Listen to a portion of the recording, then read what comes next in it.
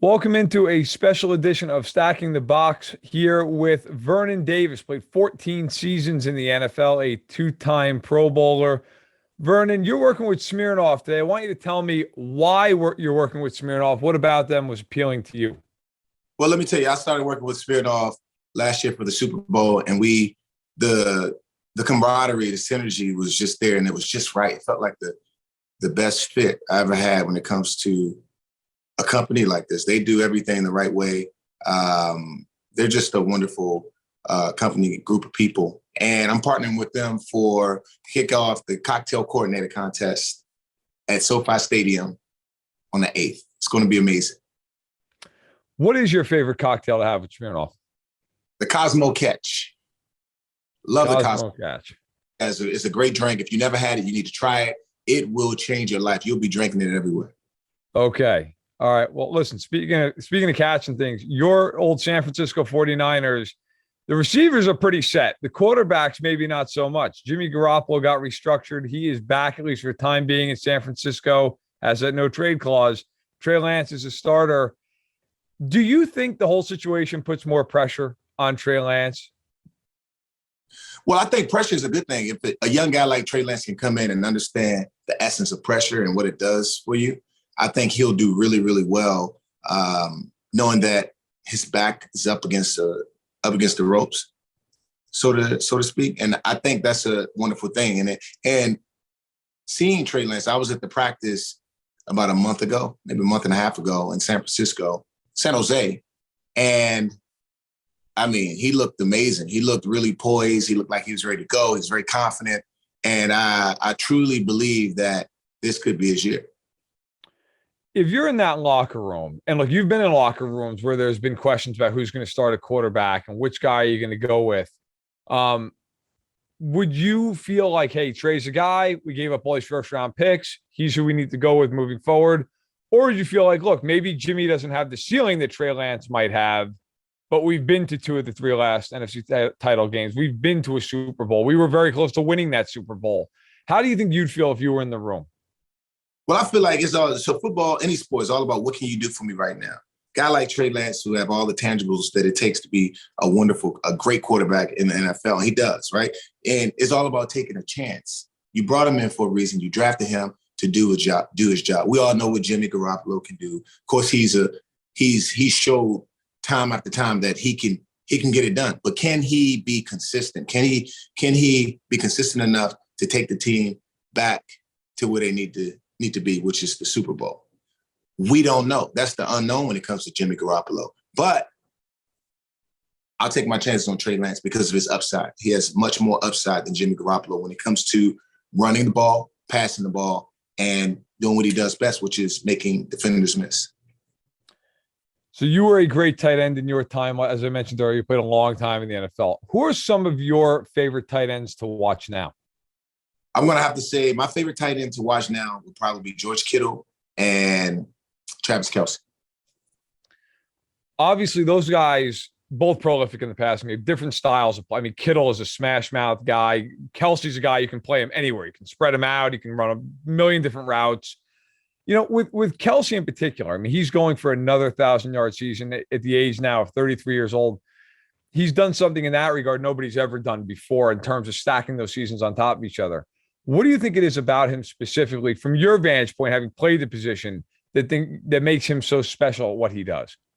The thing that makes Travis Kelce so special is his ability to create separation when he's matched up on any defender. He can elude defenders. He creates really good separation. I mean, if you watch him, it's like he's a magician when it comes to getting separation, and his ability to run out the catch. That's what makes him special. And not only that, his knowledge of the game. That goes a long way because a lot of people, they look at the athletic ability and the physicality of a player, but they forget about the mental of the player. What's going through his mind mentally? I don't know, but Travis does. And whatever it is, he's using it effectively. And that's what makes him the most dynamic player on the field. Who is your favorite player, your favorite quarterback, rather, to play with during your career? My favorite quarterback to play with would probably be Alex Smith. I played with him. I had the longest tenure with him, and I feel like we had such a great time, great games, wonderful experience, and we made a lot of plays together. So I'm definitely gonna have to go with Alex Smith. Did you talk to him at all? Did you have conversations with him during his rehab after he broke his leg? Because obviously now there's been a documentary ESPN put it together about that situation. That was a long process. That was a scary process in a lot of ways. Did you talk to him? And if so, what kind of chats did you guys have throughout that process? Yeah, I talked to him. I was actually there when it happened, when the incident happened. Right after I looked, I couldn't believe it. I couldn't even walk over there to see what was going on. Such a crazy process for him. I mean, it was just watching him, just being there, going to the hospital and just checking up on him. My heart went out to Alex and his family. But knowing Alex, I knew he was going to get through it because he's a trooper. He's the most resilient man I've ever met in my life. And that goes back to our days in San Francisco when he was benched and he didn't get back in because they were going with Colin Kaepernick because he had the hot hand, and then letting him go to the Kansas City Chiefs. I mean, that dude right there he's someone I'd like to model my life after. And then I'm sure anyone can attest to that because of the experiences he's had and everything that he's been able to do and come back from.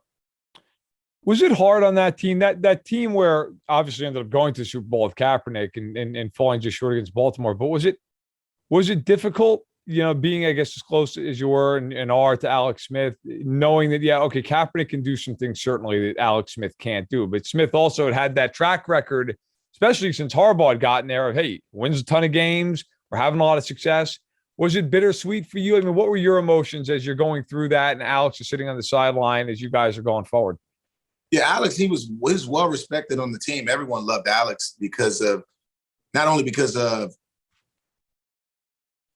the way they drafted the pick that he was when he came in, as far as being the first pick of the draft. Right. Not only because of his accolades, but the person that he was, what he stood for. Like I said, he's very resilient. He came to work every day with a great attitude. He was just Alex Smith. Everyone loved him.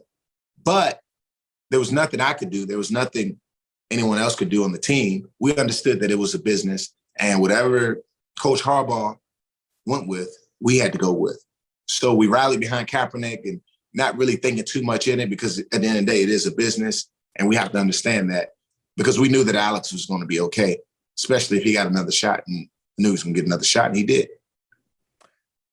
Speaking of your moments with Alex Smith, maybe the best game of your career, especially considering the circumstances, 2011, first playoff game against the Saints, 7 catches, 180 yards, 2 touchdowns. And I remember watching that game, and I've looked back on it a few times since. You were extremely emotional as you caught the winning touchdown pass. I'm curious, like, what was it other than, yes, sure, you're winning a playoff game, but what was it that made you so emotional in that moment as that play is unfolding? I think it was the Cosmo catch, man. It might have been the Cosmo catch. That was the catch three, which what they call it. I think that catch alone was everything that I've ever dreamed of as a player. Thinking back when I was a kid, sitting in that room, whether it was basketball or football, I always wanted to make that game-winning shot. And to me, that was that game-winning shot. Putting the team on my back, coming through victorious in that game, all the blood, sweat, and tears that we had during my years in San Francisco. And now we come back from behind and we win the game. Tears of joy. Understandable. All right, a couple quick ones before you get out of here. Loudest stadium you ever played in your career? Loudest stadium I've ever played in my entire career would be the Seattle Seahawks. Okay. What is the worst stadium you've ever played in? The worst stadium I've ever played in probably be the Oakland Raiders stadium. Yeah, the old Coliseum. I feel like that's probably going to get most of the votes. All right, last one. Maybe you've already answered this. Maybe you haven't. Your favorite teammate all the years of playing ball. Who was it?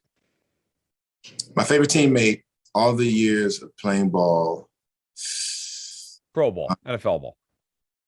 Yeah, favorite teammate all of these years of playing NFL ball. I'm going to have to go with Jordan Reed. Okay. Okay. Jordan Reed. All right.